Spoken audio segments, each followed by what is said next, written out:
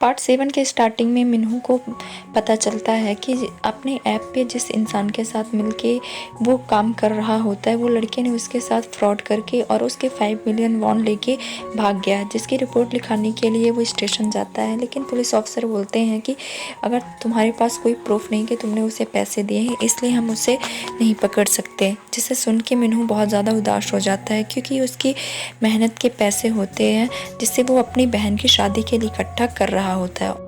अब जूहा को ये बात जब पता चलती है कि मिन्हू के साथ फ्रॉड हो गया है, तो वो उसे ढूंढने के लिए निकल जाती है और रास्ते में उसे मिन्हू मिलता है, जिससे वो बहुत ही ज़्यादा सैड दिखता है। तो जूहा उसे बिना कुछ कहे हुए उसको गले लगा लेती है, जिसके बाद मिन्हू को थोड़ा अच्छा लगता है।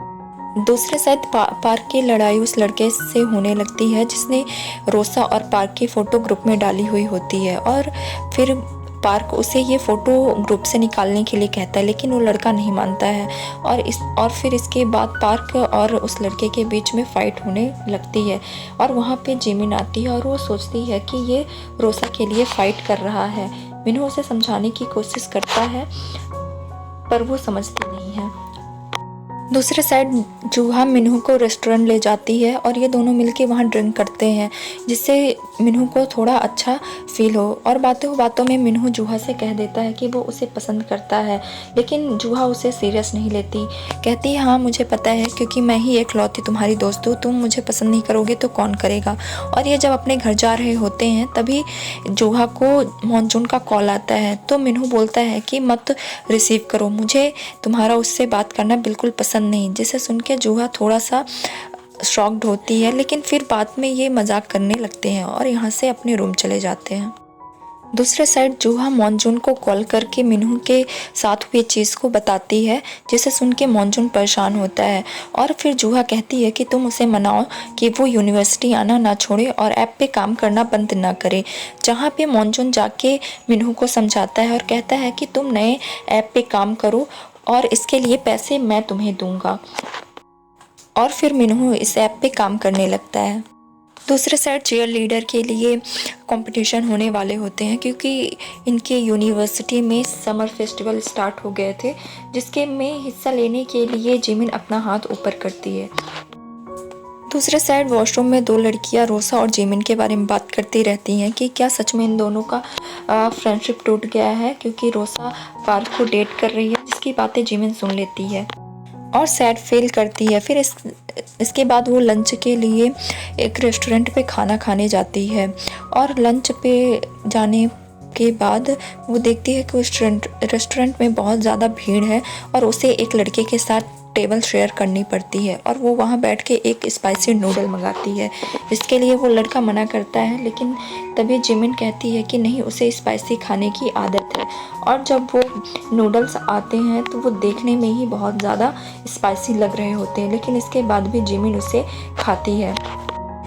लेकिन उसके खाने के बाद ही उसे बहुत ज़्यादा तीखा लगता है, जिसपे वो लड़का उसे एक ग्लास मिल्क ऑफर करता है, जिसे वो पी लेती है और फिर बाद में बहुत ज़्यादा रोती है, क्योंकि उसे ये सारी चीज़ें याद आ जाती हैं कि कैसे पार्क उसके लिए स्पाइसी फूड खाया करता था, और यही सब सोच के वो और ज़्यादा रोने लगती है। और इसके बाद जब वो जाने लगती है तो वो लड़का उसके पास आता है और कहता है, आपने तो मिल्क का पेमेंट की ही नहीं, जिस पे वो पैसे देने लगती है। तो वो लड़का कहता है कि पैसे की मुझे ज़रूरत नहीं, नेक्स्ट टाइम जब आप आएँ तो मुझे आप बदले में लंच करा दीजिएगा। और फिर वो लड़का अपना नाम बताता है, जिसका नाम होता है ईदम। और फिर वो कहता है, क्या तुमने मुझे पहचाना नहीं, मैं तुम्हारा ही क्लासमेट हूँ फोटोग्राफी सब्जेक्ट से। दूसरे साइड मिन्हू जब अपने ऐप पे काम कर रहा होता है तो उसकी क्लास की एक लड़की योंगी उसके पास आके उसको डेट के लिए पूछती है, जिसके लिए वो मना कर देता है, लेकिन फिर बाद में मान जाता है। दूसरी साइड जूहा अपने घर पे बैठ के डिनर कर रही होती है और मॉनजून से बात करते हुए बहुत ज़्यादा ब्लश कर रही होती है। तभी उसकी माँ पूछती है कि तुम किसे देख के इतना मुस्कुरा रही हो, तो वो बोलती है तुम्हारा सन इन लॉ है। और उसकी माँ बोलती है दिखाओ फ़ोटो, जिसपे वो मॉनजून की फ़ोटो दिखाती है, और तब उसकी माँ बोलती है कि अरे ये तो मिन्हू से अच्छा नहीं है, मुझे लगा तुम मिन्हू से बात कर रही। जिसपे जूहा बोलती है कि माँ वो सिर्फ मेरा एक अच्छा दोस्त है और मुझे उसके लिए कोई फीलिंग नहीं। जिसपे उसकी माँ बोलती है क्या मिन्हू भी तुम्हारे लिए सेम सोचता है, हो सकता है उसे तुम्हारे लिए फीलिंग्स हो। जिसे सुन के जूहा थोड़ा सोचती है, लेकिन बाद में फिर अपने काम पे लग जाती है। अब जिमिन अपनी डांस क्लास में बहुत ही अच्छा डांस परफॉर्म करती है, जिसे देख के उसके लीडर बहुत ज़्यादा खुश हो जाते हैं और बाकी के स्टूडेंट भी उसकी बहुत तारीफ़ करने लगते हैं। ये देख के रोसा बिल्कुल जल भुन जाती है और आके उसे बताती है कि आखिर तुम चाहती क्या हो, जिस पे जिमिन कहती है कि अब मैं इस कंपटीशन को जीत के दिखाऊंगी और लीडर तो मैं ही बनूंगी, तो तुम्हें जितनी कोशिश करनी है तुम कर लो। जिसे सुन के रोसा एकदम गुस्से से बहुत ही ज़्यादा चिढ़ जाती है। और अब जिमिन जब जा रही होती है तभी उसे एक कपल दिखता है और वो पूछती है कि क्या तुम दोनों डेट कर रहे हो, और ये दोनों इसके ही ग्रुप के होते हैं। जिस पे वो लड़का बोलता है कि हाँ हम दोनों डेट कर रहे हैं, पर ये अभी फ्रेशर है तो इसके लिए बहुत प्रॉब्लम हो जाएगी और हमारे लीडर भी हमें बहुत डांटेंगे, तो प्लीज़ तुम हमारा ये सीक्रेट किसी को बताना और इसके बदले मैं तुम्हारे लिए वोट करूँगा। जिसके लिए जिमिन मान जाती है और कहती है कि ठीक है, किसी को नहीं बताऊँगी। और आज सभी यूनिवर्सिटी में बहुत ही ज़्यादा एक्साइटेड और तैयार होके आए हुए होते हैं, क्योंकि आज उन्हें पता चलने वाला था कि आखिर ये डियर एम है कौन, क्योंकि आज डियर एम ने बोला था कि आज वो कन्फेशन करेगा। तभी जूहा को मॉन्जून की कॉल आती है और वो उसे बताता है कि आज वो यूनिवर्सिटी नहीं आ पाएगा क्योंकि उसके घर पे आज कुछ इम्पोर्टेंट काम है। अब हमें मॉन्जून के घर का सीन दिखाया जाता है, जहां उसके डैड और वो अब एक इंटरव्यू दे रहे होते हैं, जहां पे वो इंटरव्यूअर मॉन्जून से पूछती है कि आखिर ये क्या कर रहे हैं, तो उस पे उसके डैड बोलते हैं कि ये एक बहुत ही अच्छा ईटिंग ऐप बनाया है। और बेसिकली हम जानते हैं कि ये ऐप मिन्हू के द्वारा बनाया गया होता है, जिसका क्रेडिट मॉन्जून ले रहा होता है। मिन्हू आज क्लास लेट से आता है और उसकी क्लास मिस हो जाती है। जब भी वो जूहा के पास जा ही रहा होता है तभी वहाँ पे योंगी आ जाती है और अपनी फीलिंग को मिन्हू से कन्फेस करती है, और ये देख के सभी शॉक्ड हो जाते हैं और सभी चीयर करने लगते हैं मिन्हू को कि एक्सेप्ट करो प्रपोज़ल, जिसे वहाँ पे मिन्हू ले लेता है। लेकिन बाद में वो योंगी को मना कर देता है, कहता है कि मैं किसी और को पसंद करता हूँ, इसलिए तुम्हारी कन्फेशन मैं एक्सेप्ट नहीं कर सकता। और तभी ये लोग डिस्कस कर रहे होते हैं कि कैसे हमें लगा था कि डियर एम कोई और निकलेगा, पर हमें नहीं पता था कि ये डियर एम योंगी होगी।